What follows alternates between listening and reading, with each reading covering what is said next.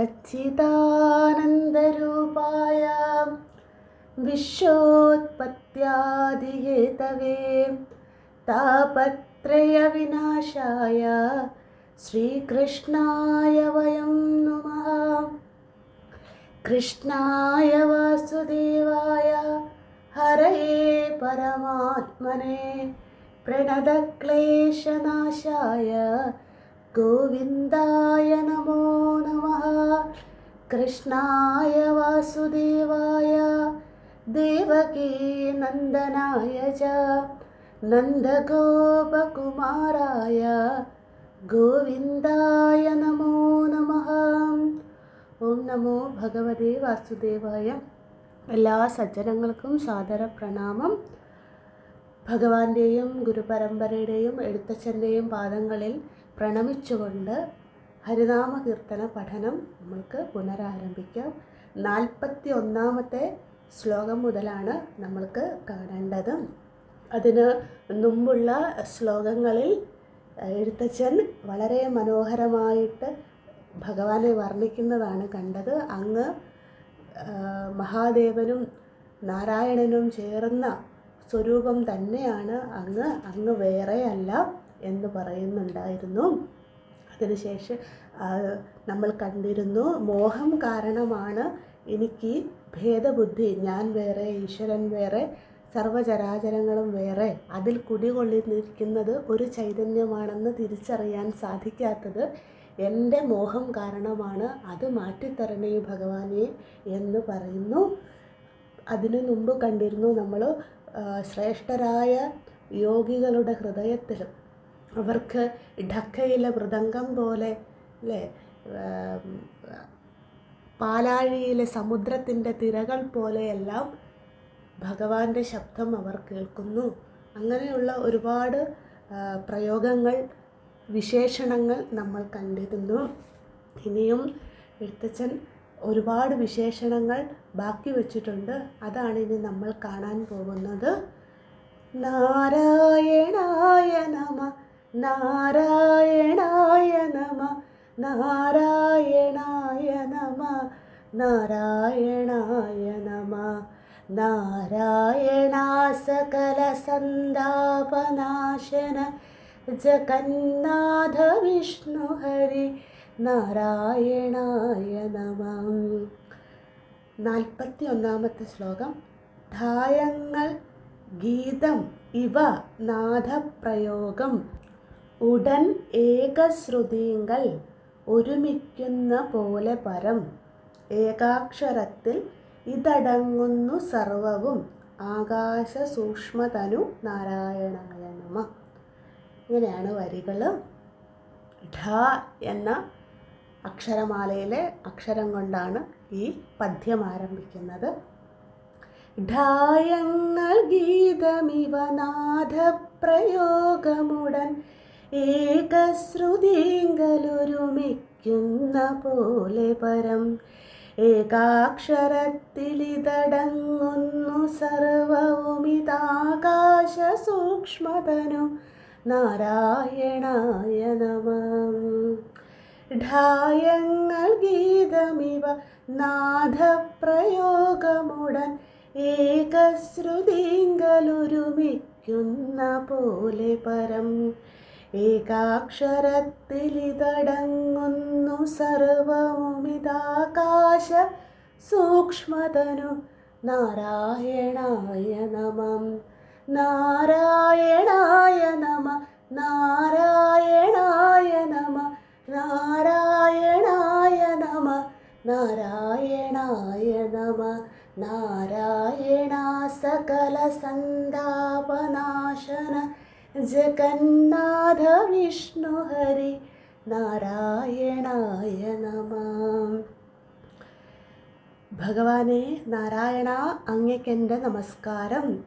ഇവിടെ എന്തെല്ലാം വിശേഷണം കൊണ്ടാണ് എഴുത്തച്ഛൻ നമസ്കരിക്കുന്നത്? ഢായങ്ങൾ, ഗമകങ്ങൾ, ഗീതം, പാട്ട്, ഇവ എന്നിവയെല്ലാം നാദപ്രയോഗം, ഇവയൊക്കെ സംഗീതത്തിൻ്റെ നാദങ്ങളുടെ പ്രയോഗമാണ്.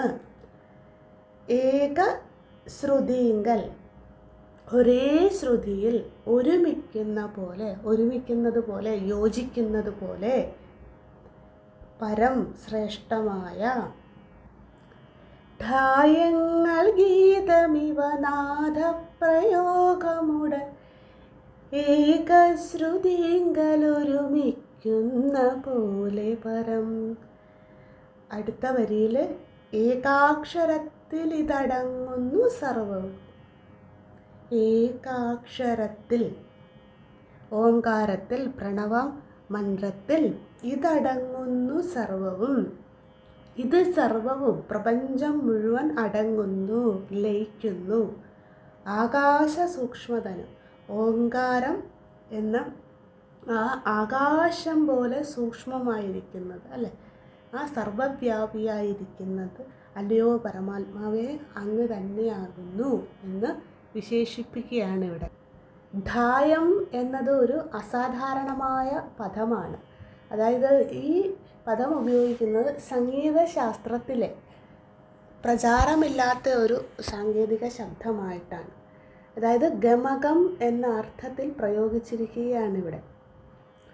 ഈ സംഗീതത്തിലെ പല പല രാഗങ്ങൾ, അതിൻ്റെ ആലാപനത്തിലെ ഭാവവ്യത്യാസം, ഈ സ്വരങ്ങളൊക്കെ സംയോജിച്ചു വരുന്ന അതിൻ്റെ പ്രയോഗത്തിനനുസരിച്ചാണ് ഭാവങ്ങൾ മാറുന്നത്. അപ്പോൾ ഈ ധായങ്ങൾ, ഈ ഗമകങ്ങൾ, ആരോഹണ അവരോഹണം, സരിഗമ പദനിസ എന്ന ഈ അക്ഷരങ്ങൾ, ആരോഹണം അവരോഹണം, അതിൻ്റെ ഏറ്റക്കുറച്ചിലാണ് ഈ രാഗഗാനാപാനത്തിന് ഭാവവ്യത്യാസങ്ങൾ ഉണ്ടാകുന്നത് അല്ലേ. ഒരുപാട് ഗമകങ്ങളുണ്ട് അല്ലേ, അതിന് പേരുകൾ പലതാണ്. ഢാല്, സ്ഫുരിതം, കമ്പിതം, മൂർച്ഛന, അങ്ങനെയൊക്കെ പറഞ്ഞ് ഗമകങ്ങളുണ്ട്. അത് ഈ സംഗീതം ശാസ്ത്രീയമായി പഠിക്കുന്നവർക്ക്, ചൊല്ലുന്നവർക്കൊക്കെ ഇത് അറിയാം. അവർ പല ഗമകങ്ങൾ പ്രയോഗിച്ചുകൊണ്ടാണ് ഈ സംഗീതത്തിന് ഭാവങ്ങൾ നൽകുന്നത്. ഇവയൊക്കെ അല്ലേ സംഗീതശാസ്ത്രത്തിലാണ് ഇതിനെക്കുറിച്ച് കൂടുതൽ വിവരിക്കുന്നതുള്ളത്. അതുപോലെ തന്നെ ഈ സംഗീതശാസ്ത്രത്തിലെ ഏറ്റവും പ്രധാനപ്പെട്ട നമ്മൾക്ക് സുപരിചിതമായത് അല്ലേ സരിഗമ പദനിസ ഇത്യാദി സപ്തസ്വരങ്ങളാണ് അല്ലേ. ഈ ബഹുതരങ്ങളായ ഈ സപ്തസ്വരങ്ങൾ, ഇതിൽ നിന്നാണ് രാഗങ്ങൾ ഉണ്ടാകുന്നത്.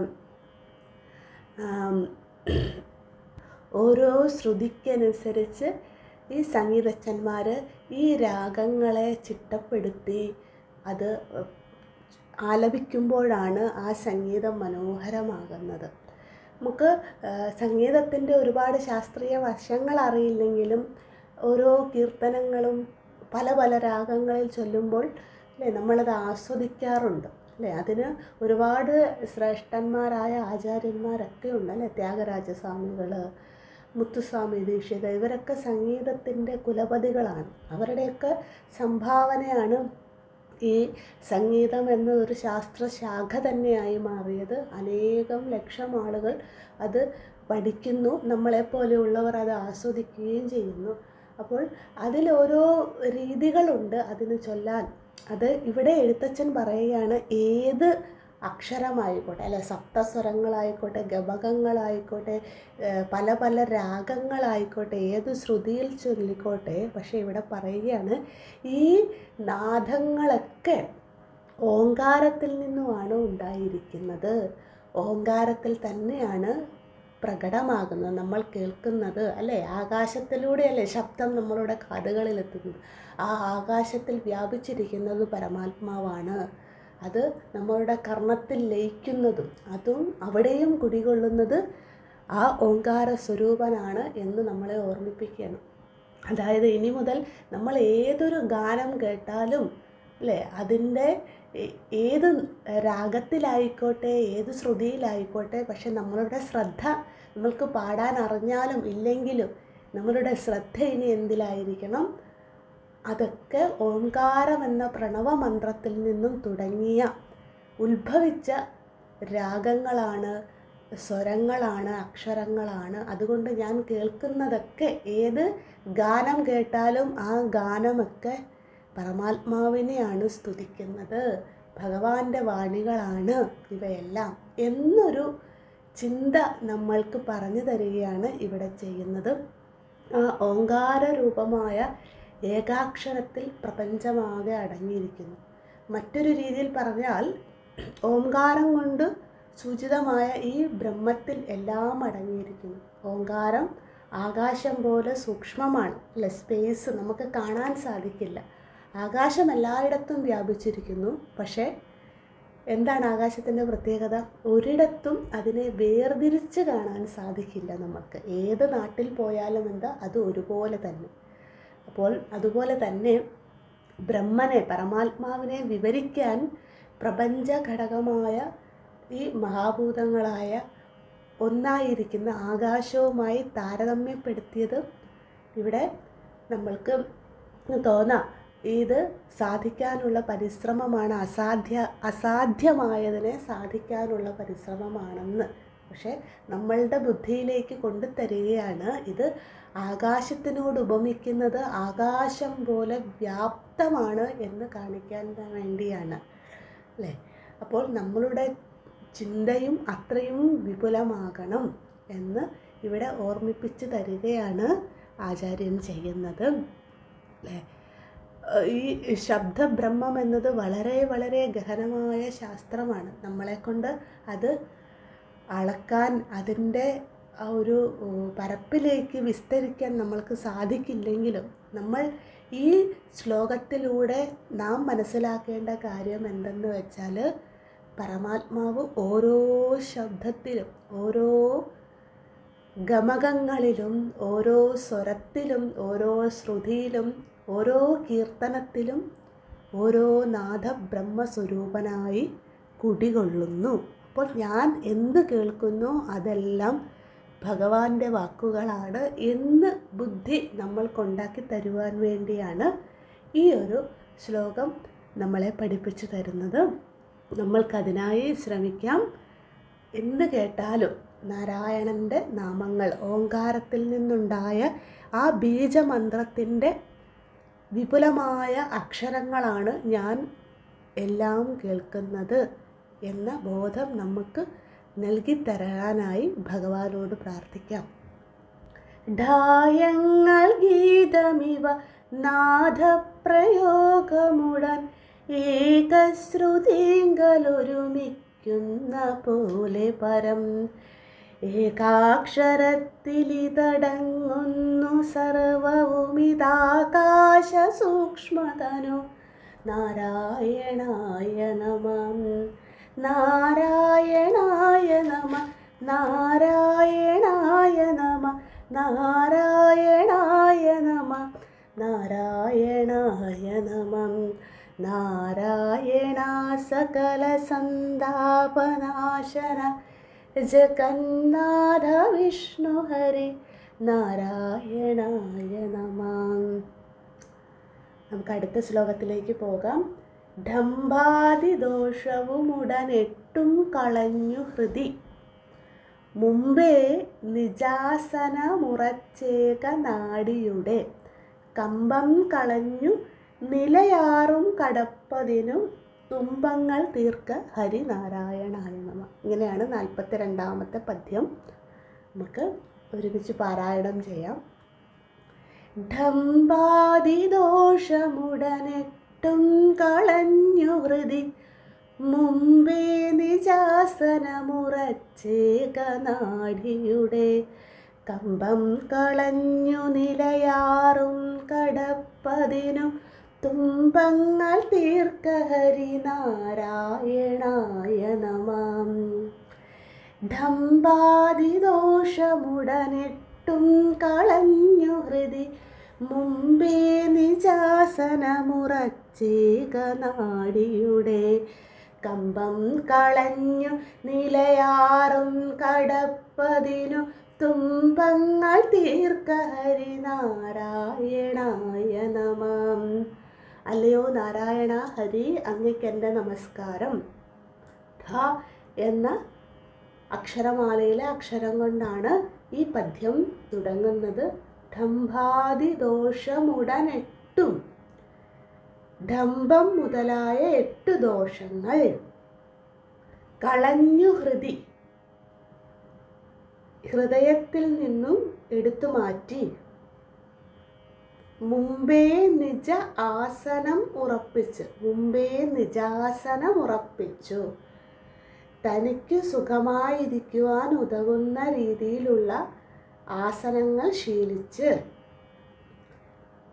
ഏകനാഡിയുടെ മുമ്പേ നിജാസനമുറപ്പിച്ച് ഏകനാഡിയുടെ പ്രാണായാമം കൊണ്ട് സുഷുപ്ന നാഡിയുടെ വിറയലില്ലാണ്ടാക്കി. അതാണ് ഏകനാഡിയുടെ. കമ്പം കളഞ്ഞ്, കമ്പം എന്ന് വെച്ചാൽ അടുത്ത വരിയിലുണ്ട് വിറയൽ. അപ്പം ഈ ഏകനാഡിയുടെ ഏകനാഡി എന്ന് വെച്ചാൽ സുഷുപ്ന നാഡി, അതിൻ്റെ കമ്പം കളഞ്ഞ് വിറയൽ കളഞ്ഞ്. എങ്ങനെ വിറയൽ കളയുന്നത്? പ്രാണായാമം മുതലായ സാധനകളിലൂടെ.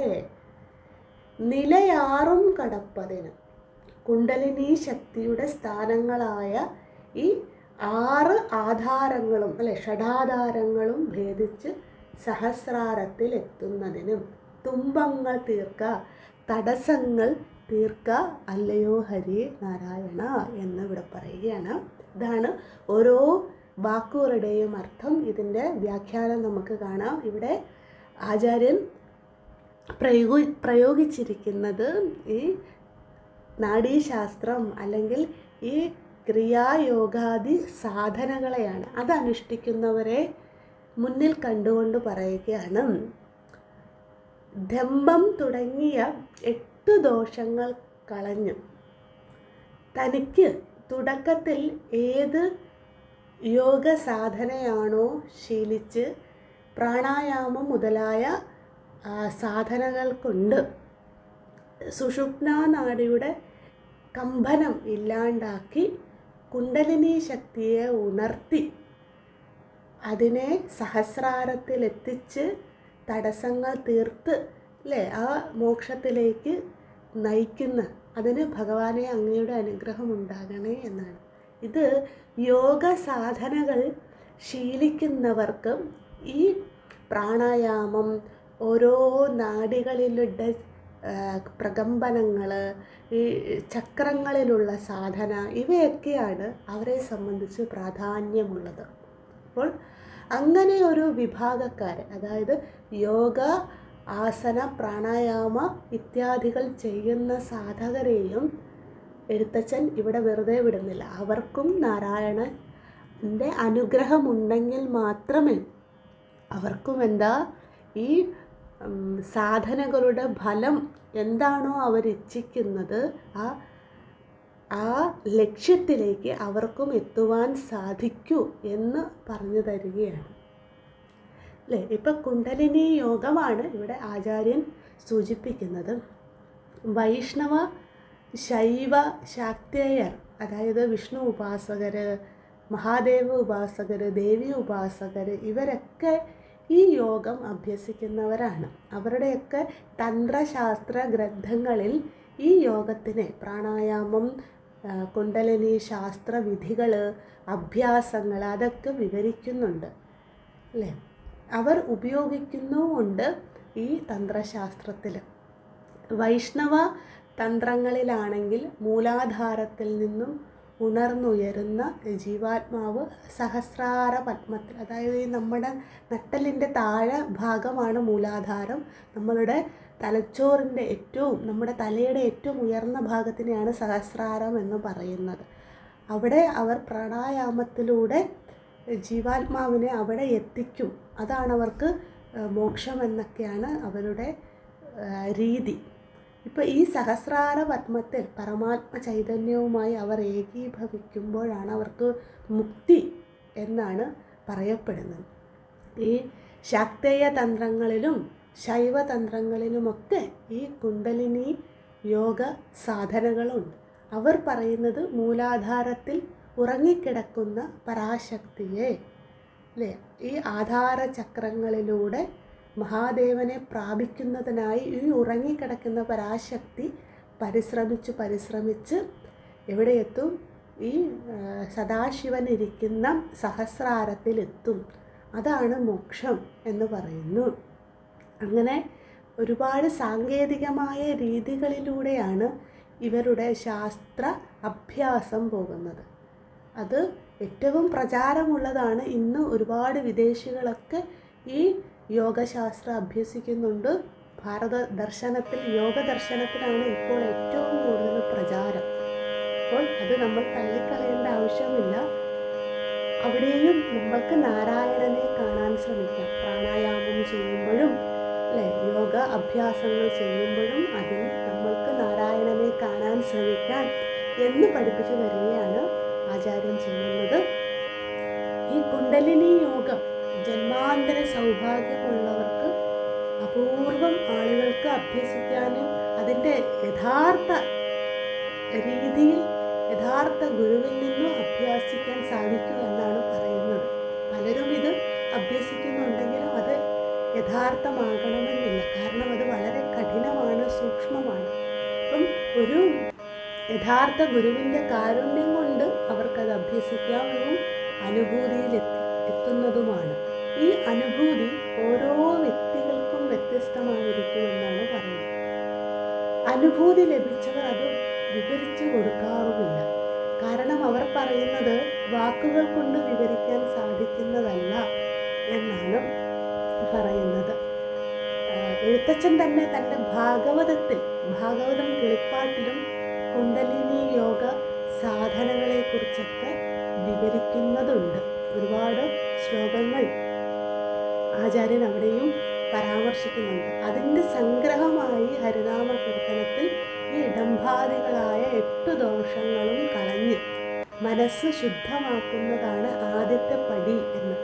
ഇനി ആ 8 ദോഷങ്ങൾ എന്തെന്ന് നമുക്ക് നോക്കാം. ഡംഭം, കാമം, ക്രോധം, ലോഭം, മോഹം, മതം, മത്സര്യം, അസൂയ എന്നിവയാണ് ഈ 8 ദോഷങ്ങൾ. അത് കളയേണ്ടതാണ്. ഇവയെ അഷ്ടരാഗങ്ങൾ എന്ന് പൊതുവെ പറയാറുണ്ട്.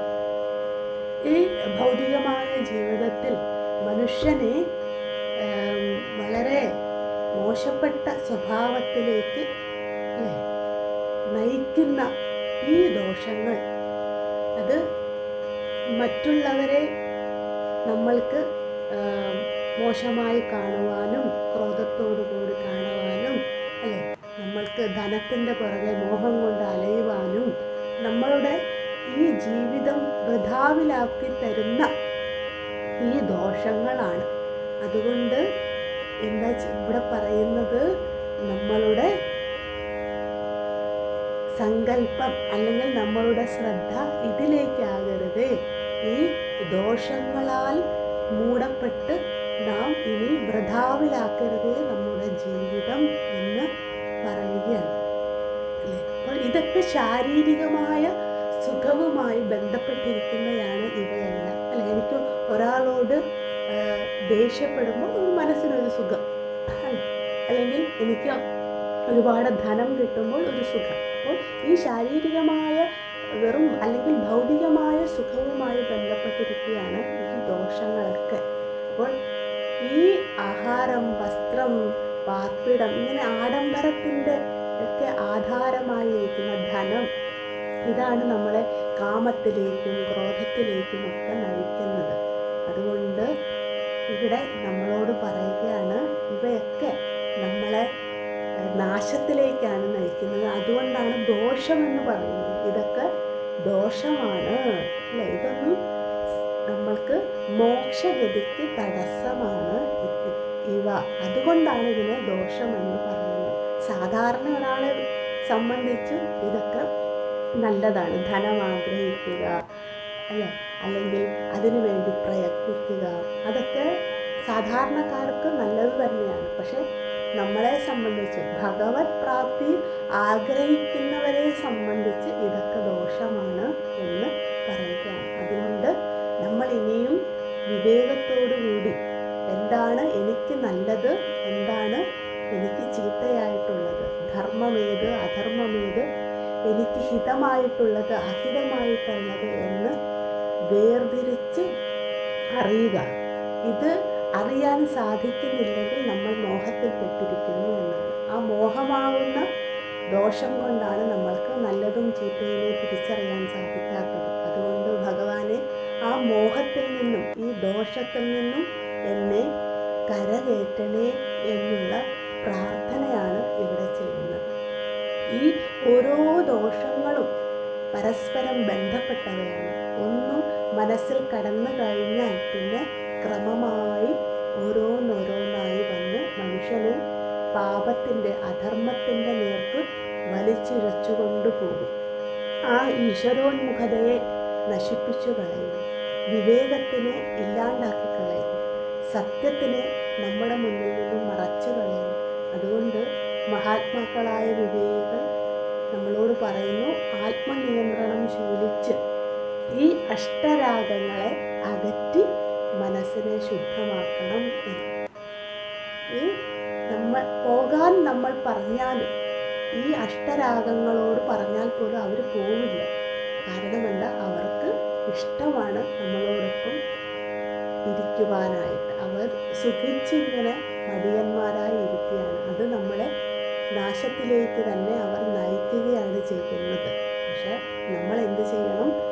എനിക്കിഷ്ടമില്ല നിങ്ങളെ, ഈ മോഹം, കാമം, ക്രോധം ഇത്യാദികളൊന്നും എന്നോടൊപ്പം വേണ്ട എന്ന് പറഞ്ഞ് നമ്മൾ ഒരു ഇഷ്ടമില്ലാത്ത ഒരു വ്യക്തി, നമ്മൾക്ക് അധർമ്മം ചെയ്യുന്ന ഒരാൾ നമ്മളുടെ വീട്ടിൽ വന്നു കയറിയാൽ നമ്മൾ അവരെ അടിച്ചോടിക്കുന്നത് പോലെ ഈ അഷ്ടരാഗങ്ങളെയും തുടച്ചു മാറ്റണം. അത് അഭ്യാസം കൊണ്ട്, ഭഗവാനോടുള്ള പ്രാർത്ഥന കൊണ്ട്, മോഹം മാറ്റണേ എന്നുള്ള അഭ്യർത്ഥന കൊണ്ട് ഇവർ പോകും. അതിന് മറ്റൊരു രീതിയാണ് ഈ യോഗ സാധനകളുടെ അഭ്യാസം. യോഗ സാധനകളിൽ യമം, നിയമം, ആസനം, പ്രാണായാമം, പ്രത്യാഹാരം, ധാരണ, ധ്യാനം, സമാധി എന്നിവയൊക്കെ യോഗ സാധനകളുടെ ക്രമങ്ങളാണ്. ഇവയൊക്കെ അഭ്യസിച്ചാൽ നമ്മൾക്ക് ഈ ഒരു പരിധി വരെയൊക്കെ ഈ മോഹത്തിൽ നിന്നും രക്ഷ നേടാൻ സാധിക്കും. ഇവയൊക്കെ അകറ്റി നിർത്താൻ സാധിക്കും.